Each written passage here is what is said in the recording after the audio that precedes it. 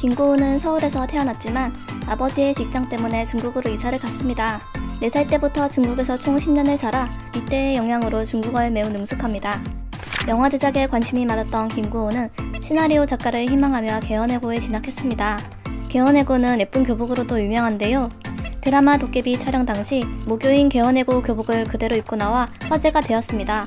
응답하라 1988의 성보라 역으로 유명한 배우 류혜영도 개헌해고 출신인데요. 이 둘은 서로 촬영장에도 놀러갈 만큼 단짝이라고 합니다.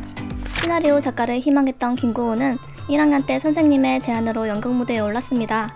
하지만 처음부터 주연을 맡은 부담감과 너무 많은 대사 때문에 공연 전날엔 무대 위에서 뛰쳐나가는 꿈을 꿀 정도로 힘들어했다고 합니다.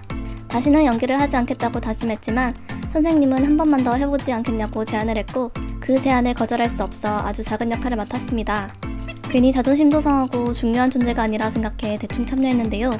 그러자 선생님은 내가 널 잘못 본 것 같아 라고 말씀하셨고 그 말에 정신이 번쩍 든 김고은은 다시 연기에 집중하여 연극의 캐릭터가 대박이 났다고 합니다. 그 순간이 너무 즐거웠고 암전이 된 후에도 무대에서 내려가기 싫을 만큼 연기에 대한 카타르시스를 느꼈다고 합니다. 은교의 여주인공 역할은 원래 제니준으로 유명한 배우 박민지였다고 합니다. 하지만 영화가 부담스러워 고사했고 300명의 은교 후보를 제치고 김고은이 은교가 되었습니다. 감독은 김고은을 보고 단 하루 만에 은교로 점 찍었다고 합니다.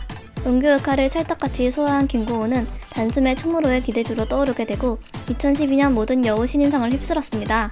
성공적인 데뷔작 은교 이후 출연한 작품들의 흥행이 부진했습니다. 때문에 김고은에게 치즈 인 더 트랩은 매우 중요한 작품이었습니다. 원작의 홍사 미모와는 거리가 있어서인지 원작 팬들의 반발이 심했는데요.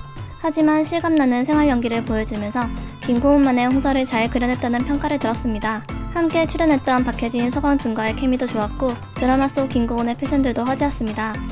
김고은은 평상시에 겁이 없는 편이어서 높은 곳에 대한 두려움이 없는데요. 고민이 있으면 옥상에 올라가는 습관이 있습니다. 실제로 영화 협력 제작 도중 높은 곳에서 뛰어내리는 촬영이 있을 때 너무 즐거웠다고 합니다. 때문에 현장에서 와이어를 한 번 탈 때마다 500원씩 내고 타라는 말을 듣기도 했습니다. 스릴을 좋아해서 중학생 때는 번지점프를 매일 할 만큼 좋아했는데요. 뛸 때마다 무섭긴 하지만 뛰어내리는 순간이 좋았다고 합니다. 김고은은 주연을 맡은 영화가 개봉할 때마다 같은 시기에 마블 영화가 상영 중이기로 유명합니다.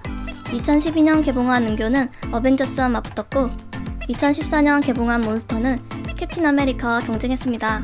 2015년 개봉한 차이나타운 또한 어벤져스2와 일주일 차이로 상영하였습니다.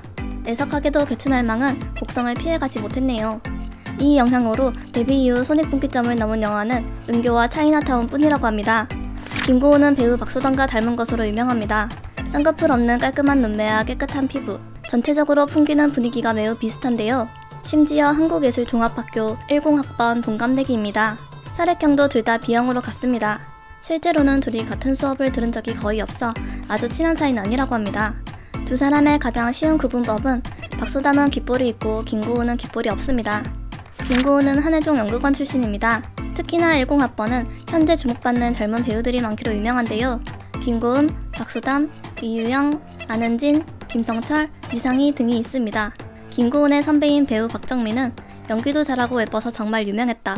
눈독 들이는 선배들도 많았고 엔터테이너 기질도 다분하다 라고 밝히기도 했습니다.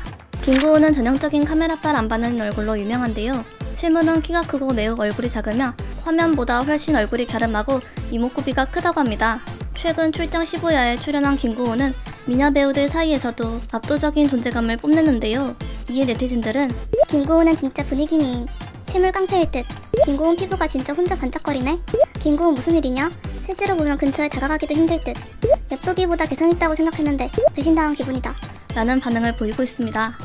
김고은은 여리여리한 몸매로 액션 연기는 못할 것 같은 이미지인데요. 실제로는 무술 연기를 매우 잘한다고 합니다. 영화 협녀 당시 제가 뭘 하겠어요? 라는 무술 감독님의 한마디에 악바리 근성으로 연기를 했다고 하네요. 당시 대역을 거의 쓰지 않고 액션 연기를 소화해냈습니다. 2016년 12월에 방영된 드라마 도깨비는 김고은의 인생작이라고 할 수 있습니다. 캐스팅 당시에는 비난하는 댓글이 많았지만 첫 방송 이후 여론이 싹 바뀌었습니다. 김고은은 20대 중반의 나이에도 풋풋한 고등학생 연기, 오열 연기까지 성공해내면서 연기에 대한 상당한 호평이 쏟아졌는데요. 공유와의 호흡도 매우 좋았고 단 한 명의 연기 구멍이 없었던 덕에 도깨비는 초대박을 터뜨렸습니다. 김고은과 신하균은 17살의 나이 차이를 극복하고 지난 2016년부터 만남을 가졌습니다.